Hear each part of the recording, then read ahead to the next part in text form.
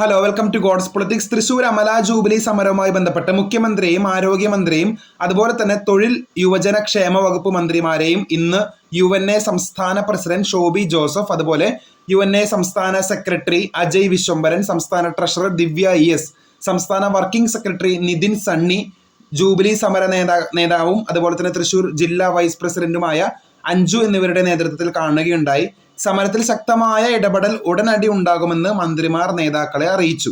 സമരത്തിലുള്ള നഴ്സുമാർക്ക് already അടിസ്ഥാന ശമ്പളം നൽകി സംരക്ഷിക്കുമെന്ന UNA ഓൾറെഡി പ്രഖ്യാപിച്ചിട്ടുള്ളതാണ്. നമുക്കറിയാം, ഏകദേശം 3 മാസത്തിനടുത്തേക്കായി ഈ ഒരു തൃശ്ശൂരിലെ ജൂബിലി അതുപോലെ തന്നെ അമല ഹോസ്പിറ്റലിലെ സമരം എന്ന് പറയുന്നത്.